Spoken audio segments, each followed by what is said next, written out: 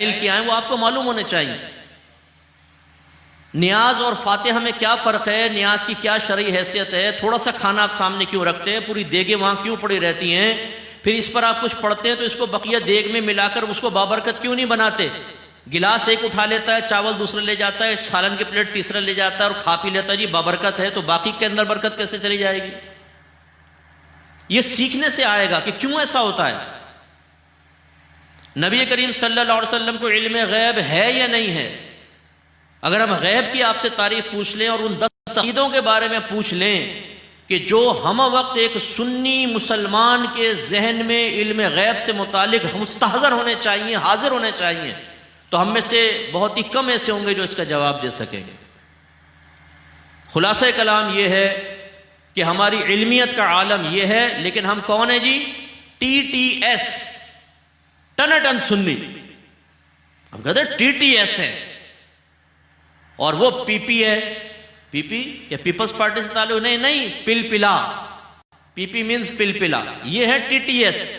और TTS का आलम यह है कि इसको सामने बिठाकर मसलक के बारे में 2 क्वेश्चन कर लें तो ना T रहे ना S रहे, बिल्कुल फारिग। ये हमारा TTS पन है।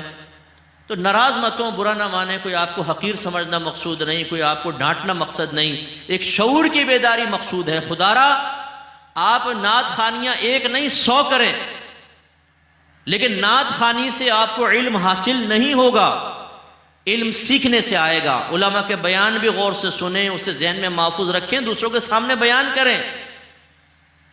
आप 100 नात खानियां अटेंड ना करें, आपके ईमान पे कोई फर्क नहीं पड़ेगा, लेकिन आप इल्म दीन ना सीखें तो हो सकता है कि आप काफिर होकर मरें या बिदती होकर मरें। अकीदा नहीं सीखेंगे तो गड़बड़ पैदा होगी। कितने घर ऐसे हैं जिनके अंदर फिक़ही मसाइल नहीं मालूम होने की बिना पर जिना हो रहे हैं। जिना, शौहर तलाक दे चुका है, उसे पता ही नहीं तलाक हो गई है, मियाँ बीवी साथ रह रहे हैं, जिना हो रहे हैं आपस में। ऐसे ऐसे हमारे पास केस आए हैं कि 20-20 साल तक हलाल समझकर घर में जिना हो रहा है और फिर पता चला कि बीवी तो 20 साल पहले शौहर पे हराम हो चुकी थी, मसला ही मालूम नहीं था।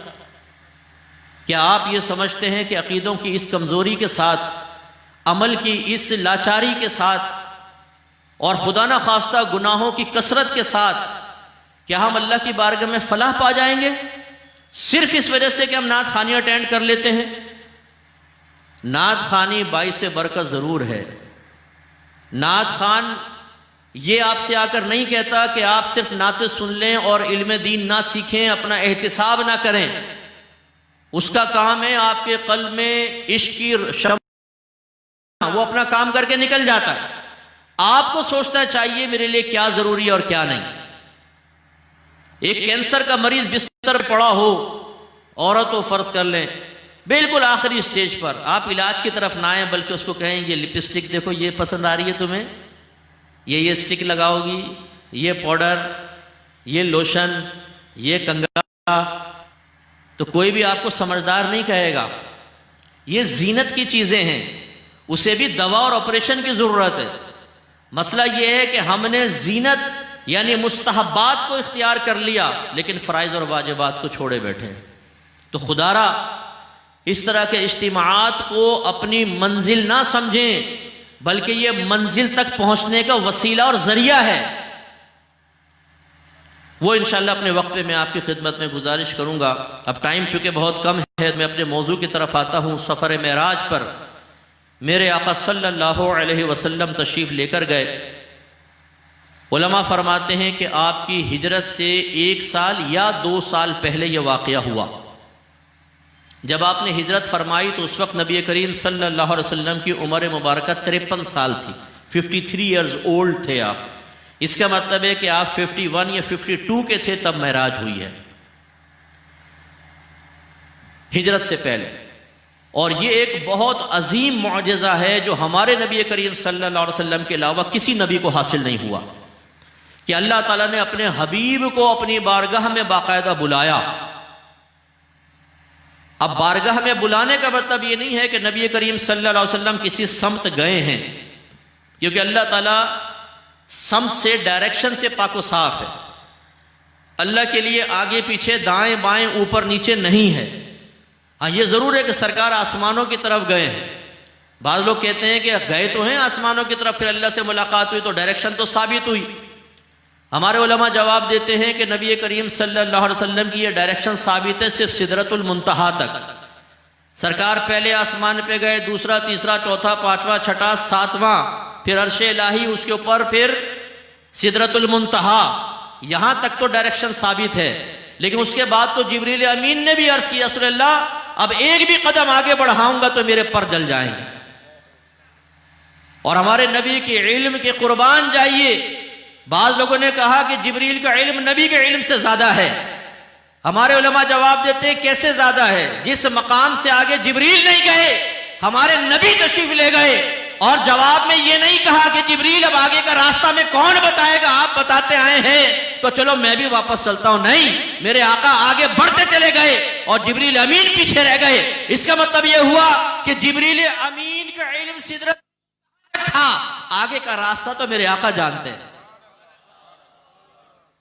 और सिदरतुल मुंतहा से पार होने के बाद सरकार किस तरफ गए बताइए जरा, कोई है डायरेक्शन? नहीं। इसीलिए आला हज़रत फरमाते हैं, खिरत से कह दो कि सर झुका ले, गुमा से गुजरे गुजरने वाले पड़े हैं या खुद जिहद को लाले, किसे बताए कहां गए थे। तो हमारे आका सिदरतुल मुंतहा से आगे बढ़ते चले गए, वहां पे कोई समत नहीं है। तो ये एक अजीम मौजज़ा था जो अल्लाह ने अपने हबीब को अता फरमाया। मौजज़ा कहते हैं उस अमल को जो नबी से सादिर होता है और उसकी मिसल लाने पर दूसरे लोग कादिर नहीं होते, आजिज आ जाते, दूसरों को आजिज कर देता है, इसलिए इसको कहते हैं मौजज़ा। आजिज कर देने मुकाबिल नहीं ला सकता। आज अगर कायनात की वुसातों में आप सफर करके देखें, मैं आपसे गुजारिश करूंगा यूट्यूब पर जाइएगा और उस पर स्पेस के बारे में कोई क्लिप मौजूद हो तो उसको जरा एक दफा देखिएगा। जो मुवाजना पेश किया गया है ना, हमारी जमीन जो है वो 13,000 किलोमीटर रखती है अपना डायमीटर। उसका कितना है? 13,000 किलोमीटर, 13,000। और जो इससे बड़े बड़े उन वसातों का इल्म अता फरमाया। तो मेरे आका सल्लल्लाहु अलैहि वसल्लम को सफर मेराज हुई। आज साइंसदान उस कायनात की वसअतों में आजिज आ गए, खोए हुए हैं। दूरबीनों से देख रहे हैं, वहां तक तो पहुंच ही नहीं सकते, दूरबीनों से देख रहे हैं और वहां तक नहीं जा सकते हैं। जाते हैं तो मिशन नाकाम हो जाता है, तबाह हो जाते हैं, बर्बाद हो जाते हैं। और मेरे आका सल्लल्लाहु अलैहि वसल्लम अपने अल्लाह के करम से तशरीफ ले गए। ना कोई ऑक्सीजन सिलेंडर है, ना कोई ऑक्सीजन का मास्क लगा हुआ है, सातों आसमान क्रॉस कर गए और सरकार वापस भी तशरीफ ले आए। और कमाल मुस्तफा यह है बाताए इलाही कि सरकार फरमाते हैं कि मैं वुजू करके गया था, जब वापस आया तो जिस नाली में वुजू का पानी बह रहा था अब भी बह रहा था। जिस दरवाजे से मेरे आका बाहर निकले उसकी कुंडी हिल रही थी, सरकार वापस आए तो अभी भी कुंडी हिल रही थी। और जिस बिस्तरे मुबारक से उठकर गए थे, जिस्म की गर्मी से जो जैसा गर्म था, सरकार वापस तशरीफ लाए अब भी वो वैसा ही गर्म था। पलक झपकते दो ही बातें, या तो पलक झपकते सारा काम हो गया, या अल्लाह ताला ने वक्त को रोक दिया, बिल्कुल जैम हो गया वक्त, सब चीजें थम गई, कायनात का निजाम रुक गया और सरकार गए, वापस आए, फिर अल्लाह ने कायनात के निजाम को जारी फरमा दिया। दोनों सूरतों में मेरे आका का कमाल है। मेरे सरकार, कई रिवायात है, मैं मुस्तनद रिवायात में से चंद चीजें आपकी खिदमत में जिक्र कर रहा हूं। अपनी फूफीजाद बहन उम्मे हानी के घर में सरकार आराम फरमा रहे थे, जिब्रील अमीन आए, आके अर्ज किया सल्लल्लाहु आपको अल्लाह ताला ने बुलाया है। सरकार बाहर आए, मस्जिद हराम में पहुंचे, आपको लिटाया गया और आपका सीने मुबारक शक किया गया, चीर दिया गया। कोई तकलीफ नहीं, कोई दर्द नहीं, कोई साइड में ब्लड नहीं लगाया गया कि जी ब्लीडिंग ज्यादा हो जाएगी तो इंसान खत्म हो जाएगा। नहीं, ये अल्लाह की तरफ से था। कल्ब अतर बाहर निकाला गया, उसको धोया गया रहमत के पानी से, आबे जमजम से, उसे हिकमत और इल्म से भर दिया गया। दोबारा सरकार के सीने में रखा, सीने को मिलाया, हाथ फेरा, दोबारा ठीक। इसका मतलब यह हुआ कि अल्लाह के महबूब बंदे अल्लाह की अता से जब कुछ काम करते हैं तो वो काम हो जाते हैं जिसे बड़े बड़े डॉक्टर और आम लोग नहीं कर सकते। सीने का चीर देना बगैर किसी छुरी के, फिर दिल बाहर निकाल देना और सरकार सांस ले रहे हैं, सरकार बिल्कुल जिंदा हैं, फिर रख देना, बंद कर देना, ये किसने किया? अल्लाह ने किया था, जिब्रील अमीन ने किया था। तो जाहिरी एतबार से देखे तो जिब्रील अमीन ने किया है, लेकिन हकीकतन करने वाला कौन है? मेरा रब है। इसीलिए अहले सुन्नत का अकीदा है कि नबी जब मौजज़ा दिखाता है, वली की करामत का ज़हूर होता है, वजूद इनका होता है, बज़ाहिर अमल इनका होता है, लेकिन कमाल हकीकतन मेरे रब का होता है। तो फिर इनकार किस चीज़ का? क्या फ़ायदा इनकार करने का? क्या अल्लाह की कुदरत इसको शामिल नहीं है? लाजिम। इसके बाद बुराक लाया गया, जो गधे से थोड़ा सा बड़ा और खच्चर से छोटा एक जानवर था। और रिवायत में आता है कि जब अल्लाह ताला ने ऐलान फरमाया कि जन्नती जानवर तैयार रहें, हमारे हबीब तशरीफ़ लाएंगे, तो ये बुराक जो था ये सोचने लगा कि मुझ जैसे कमतर को कौन पसंद करेगा, कौन मुंतखब करेगा। तो ये एक साइड पे खड़ा हो गया कि मेरा इंतखाब तो नहीं हो सकता। तो अल्लाह तबारक व तआला को इसकी आर्जी पसंद आई। फैसला तो पहले ये ना अज़ली फैसला है, हम ज़ाहिरी असबाब पे गुफ्तगू कर रहे हैं, ज़ाहिरी असबाब पर। इसकी आर्जी अल्लाह को पसंद आई, अल्लाह ताला ने इसी को हुक्म फरमाया ये जाएगा और मेरे हबीब की सवारी का शरफ हासिल करेगा। सरकार इस पर तशरीफ फरमाओ। इसका मतलब ये हुआ कि ये जो तकब्बुर है, गुरूर है, ये इंसान को पीछे कर देता है, आर्जी आगे करती है।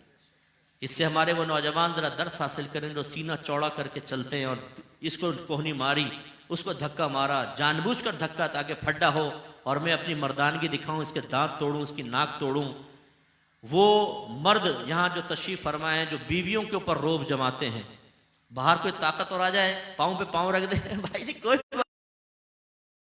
और घर में बेचारी बीवी कुछ भी ना करे तो मुंह पर थप्पड़ खींच के मारें, उन बहादुरों के लिए भी एक पैगाम है। ये तकब्बुर की वजह से होता है, ये बड़ेपन की वजह से होता है। जब बीवी को हकीर समझेंगे, मुसलमानों को बिल्कुल कमतर और मामूली गुमान करेंगे, तब इंसान का तकब्बुर जागता है, फिर वो फेंटे भी चढ़ाता है, घूंसे भी मारता है और दांत भी तोड़ता है।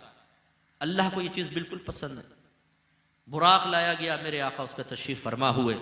पहला जो सफ़र था सरकार का, वो मक्के से मस्जिद अक्सा, बैतुल मुक़द्दस, जिस पे आज इसराइल काबिज़ है, जिसमें आप नमाज नहीं पढ़ सकते हैं, जिसमें आप जुमा अदा नहीं कर सकते हैं, जिसमें आपको दुश्वारियां हैं, वो उन्होंने कब्जा कर लिया।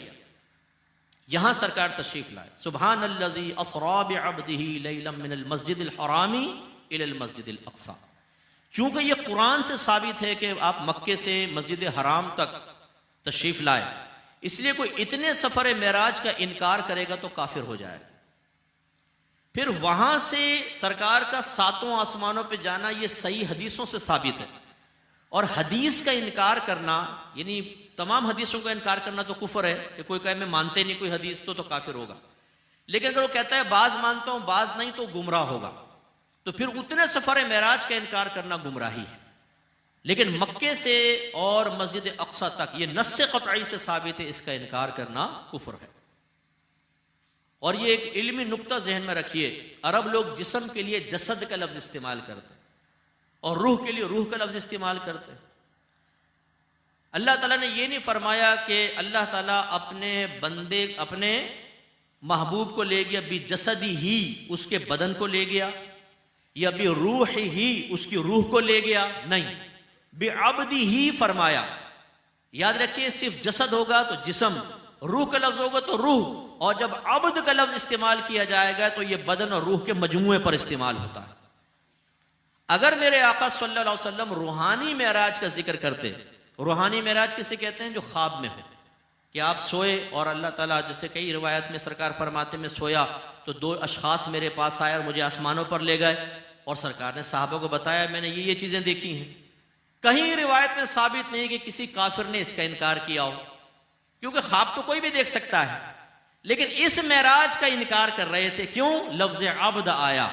काफिर कहने लगे कि जिस्म और रूह के मजमुए से एक आदमी इतने कलील वक्त में जाए और वापस आ जाए, यह पॉसिबल नहीं हो सकता। तो जब मेरे आका ने यह वाकया बयान किया, सरकार वापस आए और काबतुल्लाह के पास पहुंचे तो अबू जहल से सामना हुआ।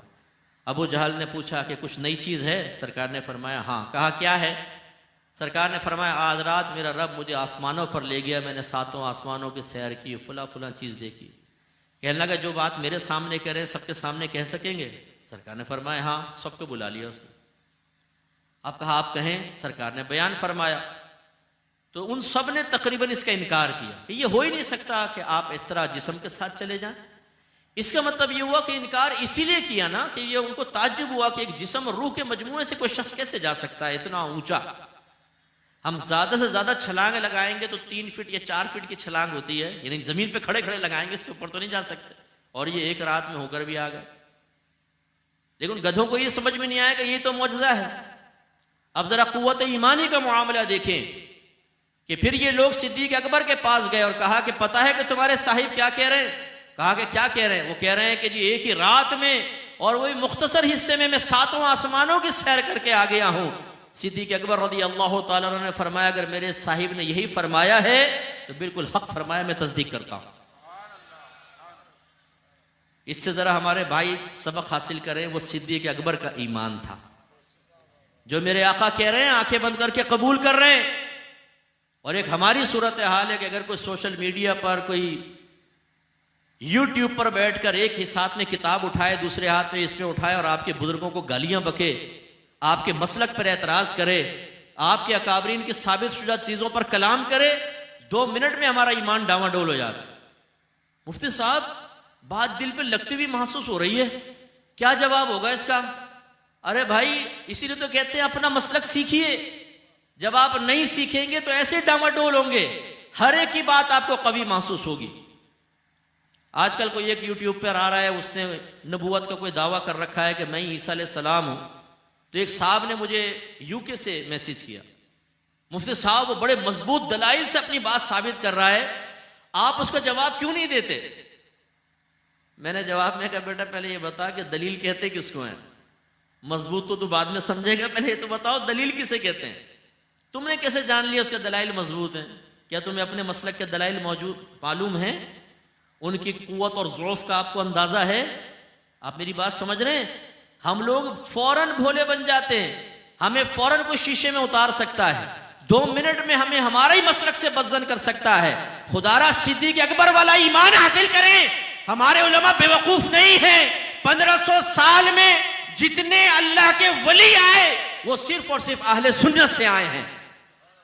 हमारा मसलक कमजोर नहीं, कमजोर हम हैं जिन्हें अपना मसलक सीखने की फुर्सत नहीं है। हम वो लोग हैं जो हलवा पका हुआ हलवा खाने के आदी हैं, पका के रख दो, चबाना भी नहीं पड़ेगा, हलक पेट में उतर जाए, बस ये हमें चाहिए। कौन जाके बाजार से खरीदे, उसे काटे पीटे फिर पकाए और फिर खाए, इसके हम आदी नहीं है। तो गोया कि जो हमें मसलक की चीजें मिल गई जिसमें फायदा महसूस होता है बस वो ठीक है। कौन जाके उलमा से सीखे, कौन दलाइल को जहन में रखे, कौन उन्हें बयान करे, कौन उनके दलाइल को सीखने के बाद दूसरों तक पहुंचाए, बहुत मुश्किल काम है। पका पकाया मिल जाए तो ठीक है। ये अच्छी तरह याद रखें, ऐसे ईमान मजबूत नहीं होता। सिद्दीक अकबर रज़ी अल्लाह ताला अन्हु ने सिर्फ नबी करीम सल्लल्लाहु अलैहि वसल्लम के फजाइल और कमालात को ही बयान नहीं किया, वो मेरे आका से इल्म सीखते रहे हैं, अपने एतिकाद और ईमान को मजबूत किया है। इसीलिए जब बहकाने की कोशिश की गई तो फरमाया मेरे आका ने फरमाया तो हक फरमाया, मैं तस्दीक करता हूं। ऐसा ईमान मजबूत रखिए। तो मेरे आका सल्लल्लाहु अलैहि वसल्लम बुराक पर बैठे तो बुराक हिला, वजन में आ गया। अगर आपके पीर साहब हों, फर्ज कर लें, बड़ी अकीदत रखते हैं आप, प्यार रखते हैं, और आपके पीर साहब कहें कि ऊंची जगह पे जाना है और मैं थका हुआ हूं, जरा अपनी कमर पे मुझे उठा लो, कितना मजा आएगा पीर साहब को उठा के चलने में। जिससे मोहब्बत होती है, अकीदत होती है, जिसकी फजीलत दिल में रासिख हो, उसको अगर उसका कुर्ब मिल जाता है तो आदमी आलम वजद में आ जाता है। तो वो जानवर वजद में आया क्योंकि उसे पूरी कायनात के सब जानवरों से बड़ी फजीलत हासिल हुई। ऐसी फजीलत हासिल हुई जिससे तो बहुत सारे इंसान भी महरूम है। इतना अल्लाह ने उसको शरफ अता फरमाया और वो चला। मेरे आका फरमाते हैं इसकी रफ्तार का आलम यह था कि जहां मेरी निगाह पहुंचती थी उसका कदम पड़ता था। तो फौरन मस्जिद अक्सा पहुंच गए, सरकार तशरीफ ले गए। सारे अंबिया अलैहिस्सलाम अपने जिस्म और रूह के मजमूए के साथ वहां मौजूद थे। कमो बेश 1,24,000 अंबिया अलैहिस्सलाम। अगर मेरी बहनें मुझे पर्दे में सुन रही हैं, वो भी खास तौर पे, और नौजवानों जो आप यहाँ बैठे हैं, बाज़ औक़ात हम अल्लाह ताला की बारगाह में कमी नेमत का शिकवा करते हैं। कोई आईने में खड़े होकर अपने बालों के स्टाइल को अजीब निगाह से देख रहा होता है, अल्लाह ताला तूने कैसे मुझे बाल दे दिए। कोई नाक को देखता है, कोई अपनी रंगत को देख रहा होता है, कोई कद काट को, कोई अपने छोटे घर को, कोई तंगदस्ती के तसलसल को देखता है, तो अल्लाह ताला की बारगाह में शिकवे कर रहा होता है। खुदा की कसम, अल्लाह ने आपको वो नेमत अता फरमाई है कि उस नेमत पर तवज्जो कर ले, हर नेमत की कमी का शिकवा दूर हो जाएगा। अल्लाह ताला ने आपको अपने हबीब का उम्मती बनाया है, उस नबी का उम्मती बनाया है कि जब सरकार अंबिया अलैहिस्सलाम के दरमियान गए तो तमाम नबियों ने बाहम इत्तिफाक किया कि आज कोई इमामत करेगा तो मोहम्मद मुस्तफा करेंगे। मेरे और आपके नबी ने इमामत फरमाई, हम उनके उम्मती हैं। इतनी बड़ी नेमत अल्लाह ने अता फरमाई। मैं अक्सर अर्ज करता हूं, अल्लाह ताला ने हमें मुसलमान बनाया, अपने हबीब की उम्मत में पैदा फरमाया और अहले मोहब्बत में से बनाया। इन तीन नेमतों को एक तरफ रखें और पूरी कायनात की नेमतें एक तरफ रखें। दयानतदारी से बताइए कौन सी नेमत बड़ी है? अगर अल्लाह ताला चाहता तो अपने अदल इंसाफ से आपको मुझे किसी काफिर के घर में पैदा करता। हम बुतों की पूजा कर रहे होते, ईसा अलैहिस्सलाम को अल्लाह का बेटा मान रहे होते, उज़ैर अलैहिस्सलाम को अल्लाह का बेटा मानते, आग की पूजा कर रहे होते, हमेशा हमेशा जहन्नम में जलते। लेकिन अल्लाह ताला ने अपने अदल से एक बच्चे को काफिर के घर में पैदा किया, वो सारी जिंदगी काफिर रहा और काफिर ही मर गया। और अल्लाह ने अपने फजल से आपको मुझे एक मुसलमान घराने में पैदा किया। मुसलमान है, इंशाअल्लाह मुसलमान मरेंगे। तो वो अल्लाह का अदल है, ये अल्लाह का फजल है। ना उस बच्चे का कसूर, ना आपका मेरा कमाल, ये मेरा रब का कमाल है। एक को वहां पैदा किया और एक को अपने हबीब का उम्मती बनाया। शुक्रिया अदा करना चाहिए। फिर पिछली कौमों के भी लोग थे, पिछले नबी के भी उम्मती गुजरे। अल्लाह ताला चाहता मुसलमान ही बनाता, पिछले किसी नबी की उम्मत में पैदा कर देता। लेकिन अल्लाह ताला ने आपको मुझे अपने हबीब की उम्मत में पैदा फरमाया। ये क्या कम शरफ है? अल खसाइसुल कुबरा में अल्लामा जलालुद्दीन सयूती साहिब रहमतुल्लाह अलैह नकल करते हैं कि जब अल्लाह ताला ने मूसा अलैहिस्सलाम के सामने इस उम्मत के फजाइल जिक्र किए तो मूसा अलैहिस्सलाम ने अल्लाह की बारगाह में अर्ज की, या रब्बे करीम, काश तू मुझे नबी ना बनाता, अपने हबीब की उम्मत में पैदा फरमा देता। एक नबी तो इस उम्मत के फजाइल सुनकर वज्द की कैफियत में मुब्तला होकर वस्फ़े नबूवत की तरफ से तवज्जो हटा बैठे और वो ये तमन्ना करे कि अल्लाह ताला मुझे भी अपने हबीब का उम्मती बना देता। और जिनको अल्लाह ने ये नेमत अता फरमाई वो ये कहता नजर आए कि अल्लाह तूने हमें दिया ही क्या है। हमारी बहनें अपने शौहर को सोता हुआ देख के कहती यही मेरी किस्मत में लिखा हुआ था। एक बहन ने मुझसे पूछा कि मुफ्ती साहब, जन्नत में हमें शौहर कौन मिलेंगे? मैंने कहा वही मिलेंगे जो दुनिया में। कहने लगे मेरा शौहर तो चरसी मवाली है, कम्बा, यही मिलेगा। मैंने कहा बहन फिक्र ना करें, डेंटिंग पेंटिंग होकर मिलेगा। ऐसा नहीं मिलेगा कि वहां पे टुन पड़ाओ, सही होकर मिलेगा, घबराए नहीं। तो हमारी बहनें मौजूदा नेमतें जो अल्लाह ने दी हैं बगैर तलब के, उन पर तवज्जो नहीं होती। ये क्यों नहीं, ये क्यों नहीं, ये क्यों नहीं, ये नाशुक्रापन है। अल्लाह ने आपको अपने हबीब की उम्मती बनाया और मुसलमान बनाया। अब ज़िम्नन ये बात आ गई तो मैं आपको इस पे और दो बातें अर्ज करता हूं। एक हदीस देखिए, मेरे आका सल्लल्लाहु अलैहि वसल्लम फरमाते हैं कि खुदा की कसम, जब तक मैं दाखिले जन्नत ना हो जाऊं पिछले तमाम नबियों पे जन्नत हराम है, और जब तक मेरी सारी उम्मत दाखिले जन्नत ना हो जाए पिछली उम्मतों पे जन्नत हराम है। उस VVIP प्रोटोकॉल के बारे में गौर करें आप। पहले आए हुए खड़े होंगे, फरिश्ते कहेंगे खबरदार, पहले सरकार के लाडले जाएंगे, सरकार के चाहने वाले जाएंगे, सरकार से प्यार करने वाले जाएंगे। वो लोग जाएंगे जिनका सरकार की उम्मत में पैदा होना उनका कमाल नहीं था, अल्लाह ने अपने फजल से उनको अता फरमाया। तुम पीछे रहो, सबसे पहले वो जन्नत में जाए। ये कम नेमत है, आप बताएं। और दूसरी हदीस वही सिदरतुल मुंतहा वाली, जब सरकार वहां पहुंचे, जिब्रील अमीन ने कहा सल्लल्लाहु, अब तो मैं आगे नहीं जा सकता हूं, जाऊंगा पर जल जाएंगे। सरकार ने फरमाया जिब्राइल कोई हाजत है हमें बताओ, हम अल्लाह की बारगाह में पेश कर।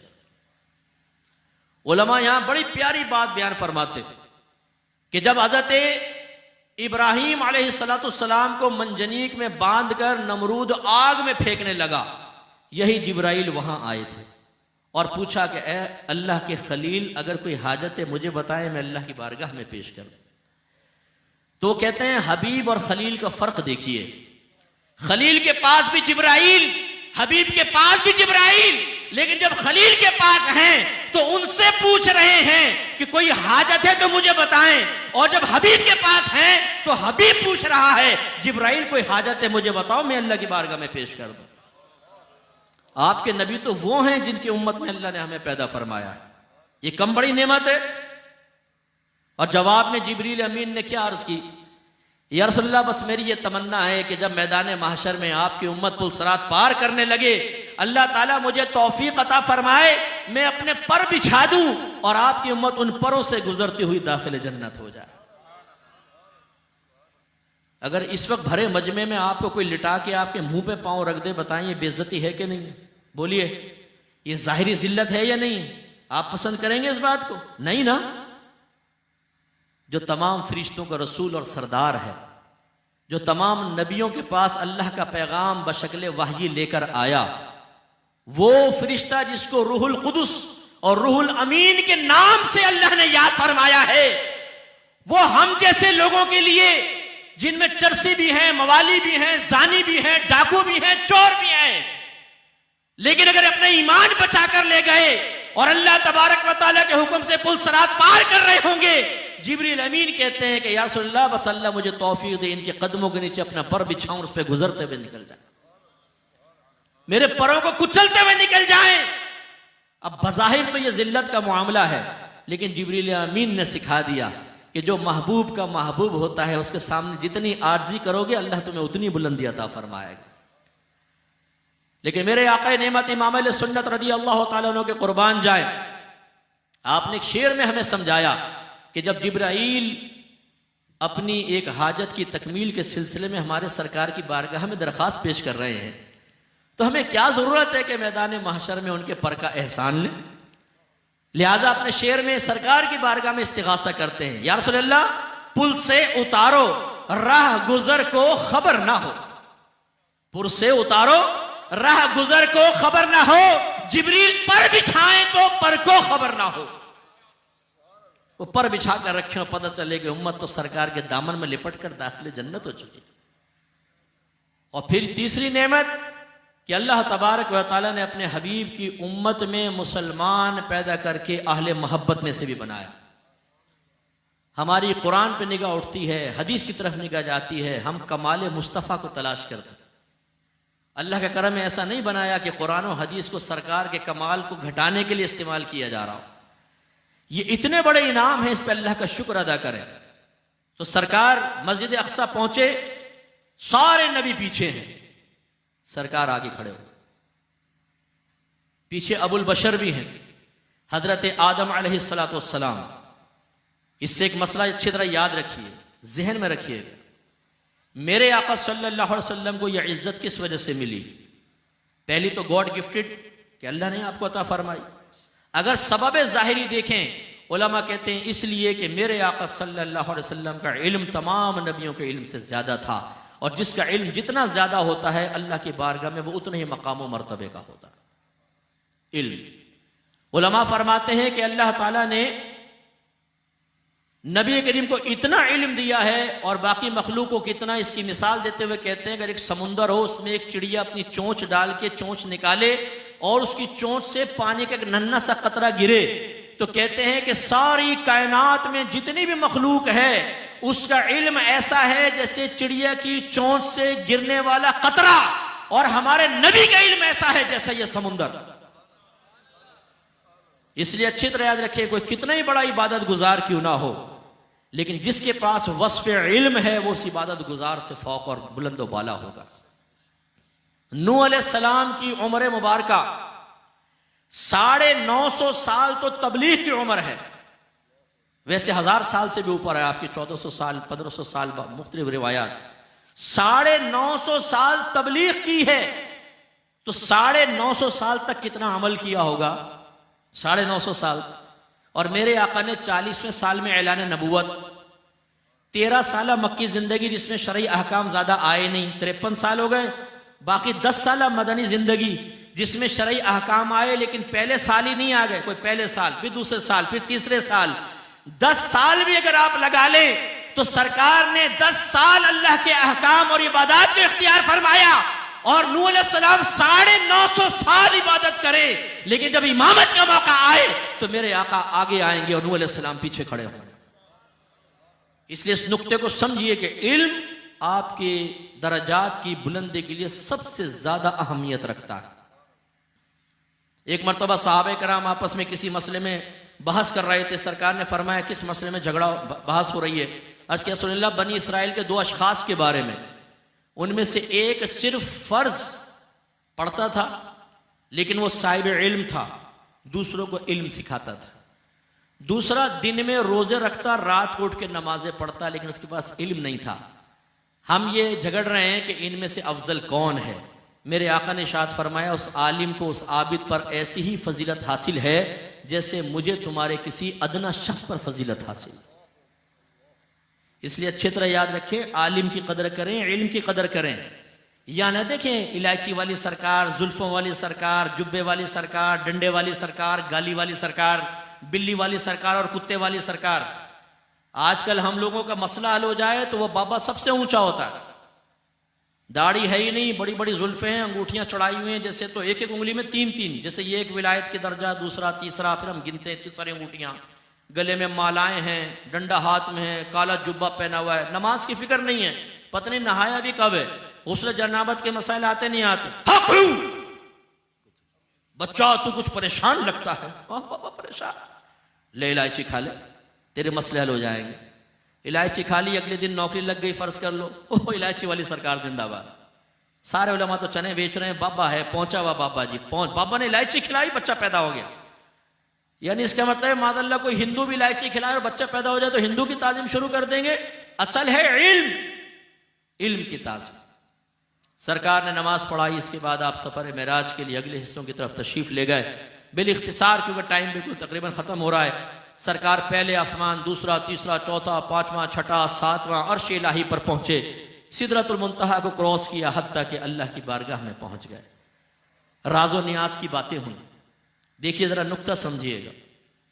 वहां जो राजो नियाज की बातें हुई सरकार ने वो बयान नहीं फरमाई।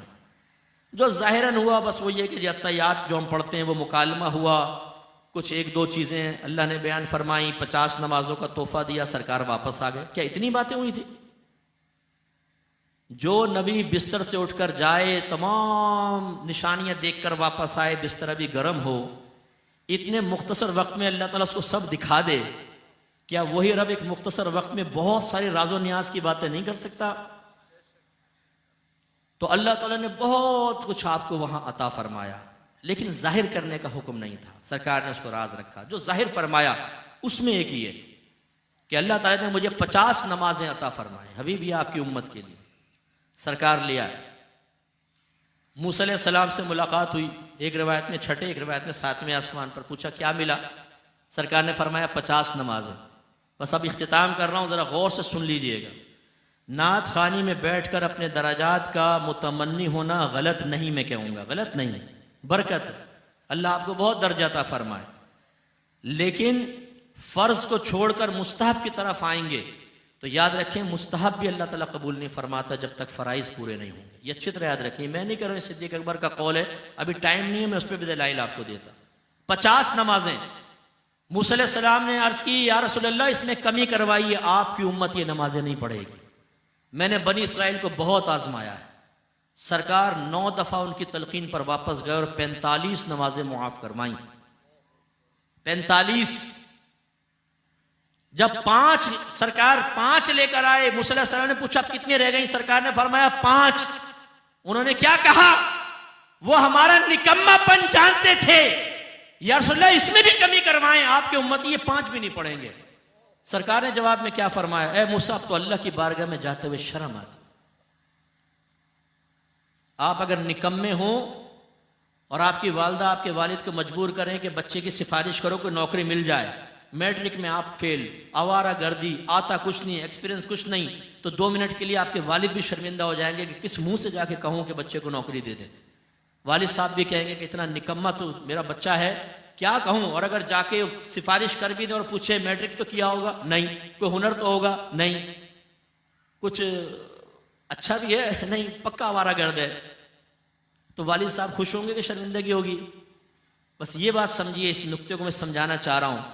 सरकार को शर्म आई कि मैं अब अल्लाह की बारगाह में जाकर ये कहूं, या रब्बे करीम मेरे उम्मती ये 5 नमाजें भी नहीं पढ़ेंगे, सैयदुल अंबिया का उम्मती 5 नमाजें भी नहीं पढ़ेगा। सरकार को शर्म आई, मेरे नबी हया शर्म करे, और अल्लाह की नेमतें खाने वाला मुसलमान और ये झूठे नारे लगाने वाला गुलामी रसूल में मौत भी कबूल है, ये 5 वक्त नमाज तर्क करके भी शर्म ना करे। अफसोस का मकाम है कि नहीं है? ये हमें शर्म नहीं आती नारे लगाते हुए गुलामी रसूल में मौत भी कबूल है? हमें पता है कि जान तो देनी नहीं है, नारा लगाने में क्या जाता है? गले फाड़ फाड़ के नारे लगाते हैं। ये नारा क्यों नहीं लगाते? गुलामी रसूल में दाढ़ी भी कबूल है, गुलामी रसूल में 5 वक्त नमाज बाजमात पढ़ना भी कबूल है, गुलामी रसूल में लड़कियों से दोस्ती छोड़ देना भी कबूल है, गुलामी रसूल में गुनाह छोड़ देना भी कबूल है, गुलामी रसूल में बावल मुसलमान बन जाना भी कबूल है, गुलामी रसूल में इल्म दीन सीखना भी कबूल है। नहीं, हमने इश्क रसूल को एक ड्रामा बना लिया है। मादरत के साथ मैं लफ्ज कह रहा हूं, लेकिन मैं आपको समझाता हूं कि मैं क्या कहना चाहता हूं।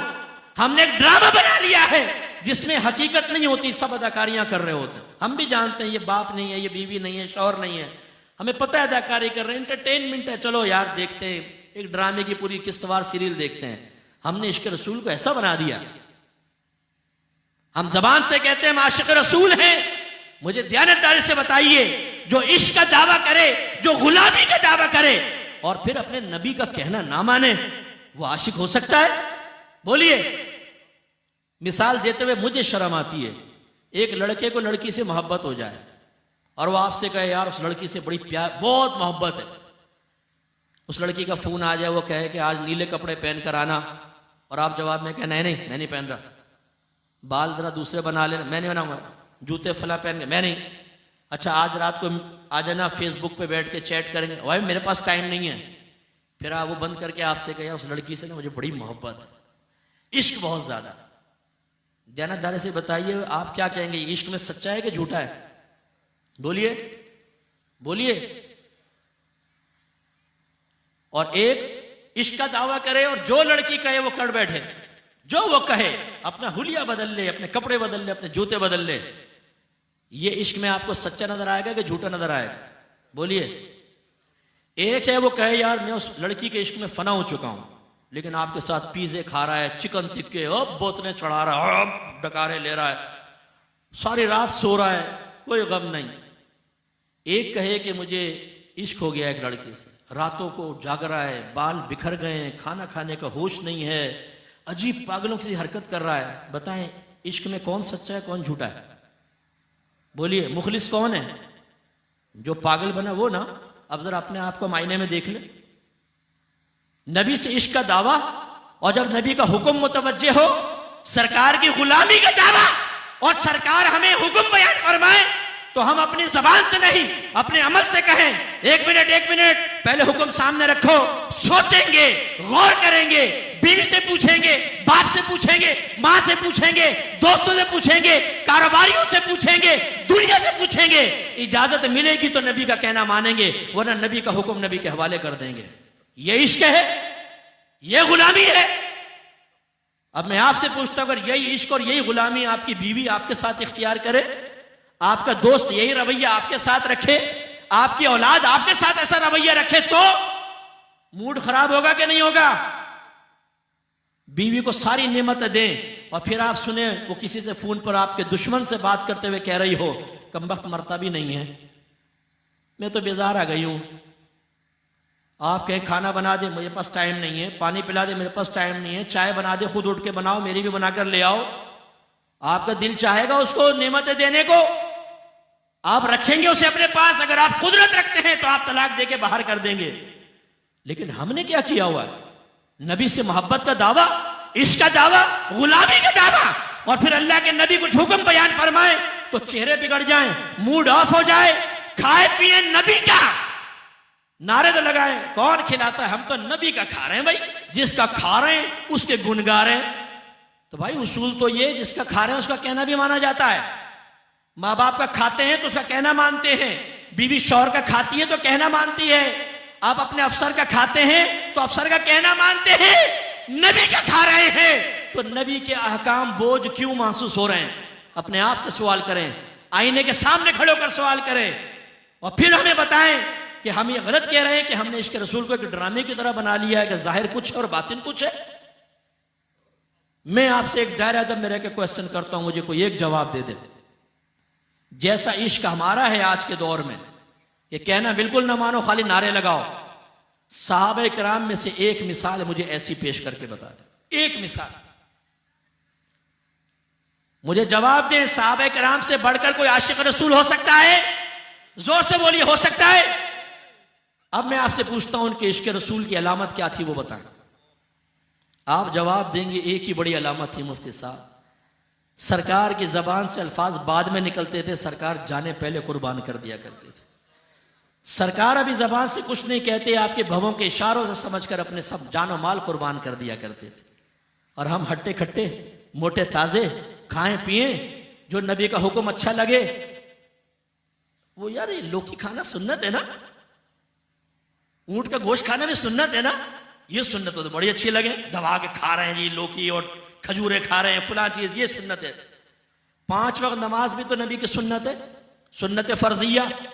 दाढ़ी सुन्नत वाजिबा। जब ये आए जहां पर उस्ताद नफ्स और हमारा उस्ताद शैतान, आप नहीं, ऐसे बुरे लोगों को बता रहा हूं, आप तो अच्छे लोग हैं उनके बारे में कह रहा हूं, वो कहे खबरदार नबी का खा रहे हो, नबी का गुलामी का दावा कर रहे हो, लेकिन बात तुम्हें मेरी माननी होगी। हम कहें या नफ्स हाजिर है लब्बैक, या शैतान लब्बैक, या शर्म आनी चाहिए। शर्म आनी चाहिए नहीं आनी चाहिए? दयानतदारी से बता। मैं सिर्फ आपको नहीं कह रहा, खुदा की कसम अपने आप को भी कह रहा हूं। मेरी आदत है, मैं जब कोई बात बयान करता हूं सबसे पहले एक आईना सामने रखता हूं। मैं अपने आप को कोई बहुत आलिम, बहुत मुत्तकी, बहुत परहेजगार बिल्कुल नहीं, मैं आप सबसे गुनाहगार होऊंगा। मैं एक तालिब इल्म हूं, इसलिए मत सोचिएगा खाली आपको डांट रहा डपट रहा हूं, नहीं, मैं चाहता हूं जरा शऊर पकड़े।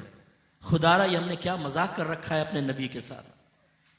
इश्क रसूल का दावा और नबी के अहकाम बोझ बन जाएं, गुलामी का दावा और सरकार का कहना ना माने, ये बिल्कुल गलत है। तो बस आखिर में चंद शेर कह के अपना बयान खत्म करता हूं, क्योंकि टाइम पूरा हो गया है और मैं नहीं चाहता हूं कि मैं किसी और का टाइम लूं। सिर्फ चंद शेर मेरे आक़ाए नेमत इमाम अहले सुन्नत रज़ी अल्लाह तआला अन्हु इसमें हमें समझा रहे हैं कि सरकार ने तुम पर बड़े एहसान किए हैं, इन एहसानात का शुमार किया है, और इसका तकाजा यह है कि जब मोहसिन कुछ अपना काम कहे जिसमें हमारा ही फायदा है तो मोहसिन का कहना मान लो यार। माँ बाप का एहसान मानने का हुक्म है ना। हालांकि माँ बाप अगर बच्चे पैदा करते हैं उसमें उनका अपना भी तो दखल होता है ना, भी हमारा बेटा होगा, हमारी बेटी होगी, लेकिन फिर भी अल्लाह ने फरमाया माँ बाप का एहसान मानो। बीवी को हुक्म दिया है शौहर का एहसान मानो। तो आला हजरत ने ये अशार लिखे, इसके आखिर में आता है ये हैं से मुराद मेरे सरकार की जात है। आला हजरत फरमाते हैं